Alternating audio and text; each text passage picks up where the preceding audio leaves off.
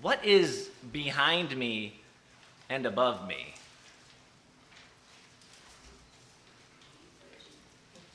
We have a beautiful mosaic in our sanctuary, and I don't know about you, but I often forget about it. I don't see it as often as you. I am looking directly at you all while you are looking at me and up there. Sometimes I need to be reminded that it's there. But every Sunday you see it. Many pieces of glass in different colors all held together with a lovely dove at the center. What does it represent for you? What does it mean? Well, when I look at a mosaic, I see it in at least three different ways. First, when I look at a mosaic, I see many pieces. And I think of all the individual people of the church when I think of all the pieces. Who are these people that I think of? Well, our text begins with two women, Mary Magdalene, who at one time was filled with 7 demons, we are told, and she's cured by Jesus. She's present at the crucifixion and burial of Jesus. And also we have the other Mary. What a way to be known, the other Mary. She was also present at the crucifixion and burial, and they both come to the tomb. These are the first witnesses to the empty tomb, an angel and the resurrected Jesus. And it's sad to say, but them being the first witnesses, this is a sure way to make sure people don't believe what they will say. For women were considered marginal in the adult male world of the time. Add to that the stigma of being possessed by demons. Will we believe her? Then we think of the disciples themselves, who the women are told to go and tell, and whom they do tell. Consider this ragtag crew of misfits. Peter, Andrew, James, and John are all fishermen. They're considered backwoods, uneducated people. In the book of Acts, it says their accents give them away. Who are these uneducated bumpkins? James and John are angry all the time, for they were given the nickname Sons of Thunder for a reason. Matthew, among them, is a tax collector. Today we might call him a race trader. He worked for the Roman Empire, the oppressors of the Jews. He took taxes from his fellow Jews that was owed to the occupying Romans, and then he took more of their taxes to pay himself his own wage. Not a liked guy. And then you have Simon the Zealot. He was a revolutionary that wanted to kill all the Romans and take over the government by violence. And last, we have Peter again, who publicly denied knowing Jesus at least 3 times. I think of all this group, and I recall that they all abandoned Jesus when he was arrested. They had been following him for over 3 years, but at the most difficult time, they run and hide. I think we fit right along with them. When I look at a mosaic, I see many broken pieces. I see them, the people we're talking about, and I see you and me. When I look at a mosaic, I also see what connects all the pieces, not just all the little pieces, but what connects them all. And I think of what it is that holds them all together. How are we connected? In our text, we have the commands to go and tell twice. The angel says it to the women.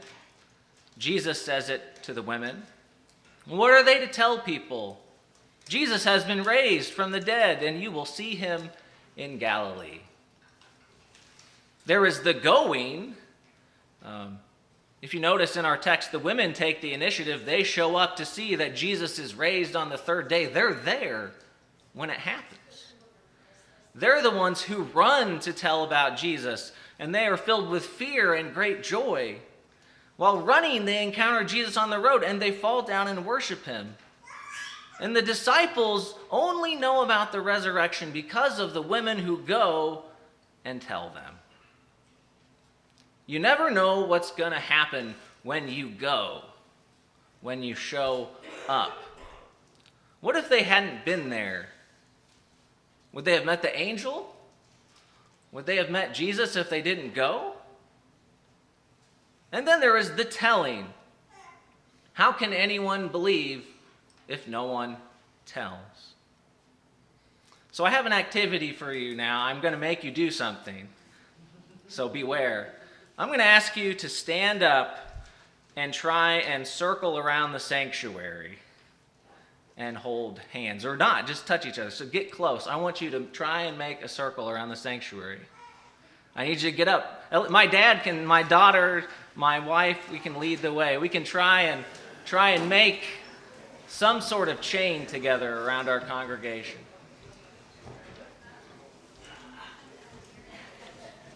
If someone has to sit, they can't stand, just be near them.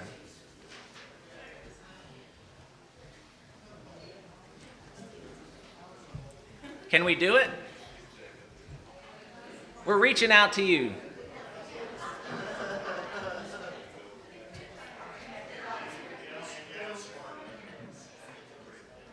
Look at this. This is great. So, there are about 30 to 35 years in a generation. And if we use that average, that means there's only 60 generations between us and Jesus. 60 generations of people between us and Jesus. Maybe that's as long as our chain of people here today. Do we have 60? What do you think? 72. I like that. Approximately. That's imagine 60, 72 people being faithful, right? 72 people going and telling. What if one person in the chain does not tell? Like if you drop your hand, how many people wouldn't know about Jesus? On the other hand, we can see what is the impact of one person going and telling that connects everyone else. Think down the line from one point into the future. What if the women said nothing? Only one person in the chain. But that isn't what happened. What I want you to know right now is we're all connected to the resurrected Jesus by someone going and telling us. We are all connected by someone who went and told us. Amen? You can sit down now. This might take a moment.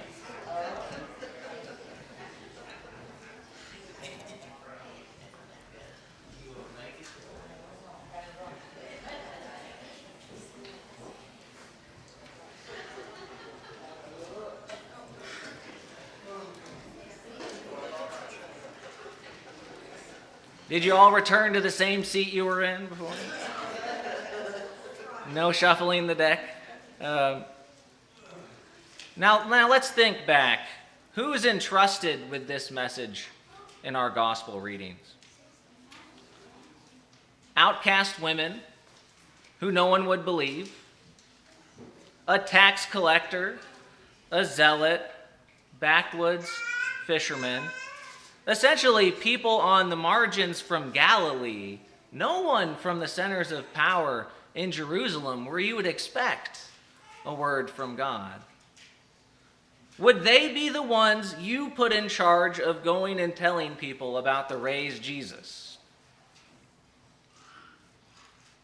Most people would say no. But this is how God works. And this is how we are all connected to Jesus. You always think it's going to be someone else, but it's really going to be you.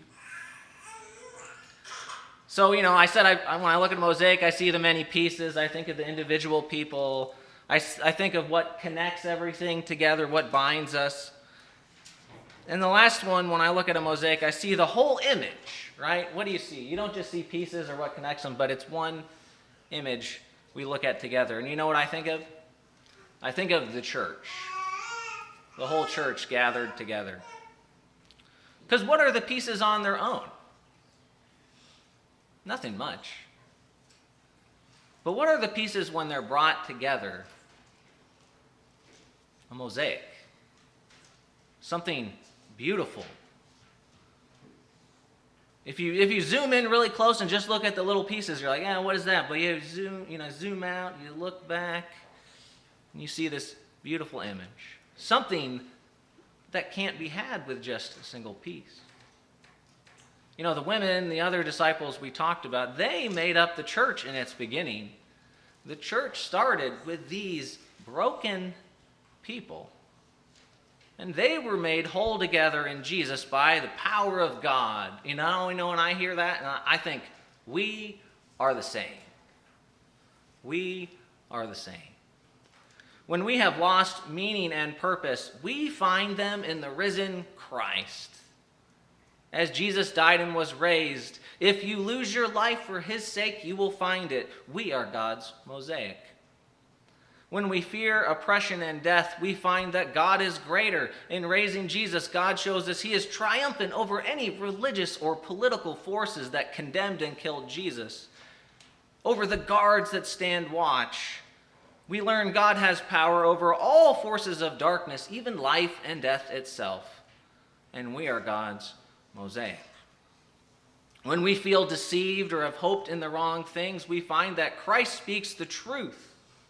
Jesus was raised from the dead as he said he would be.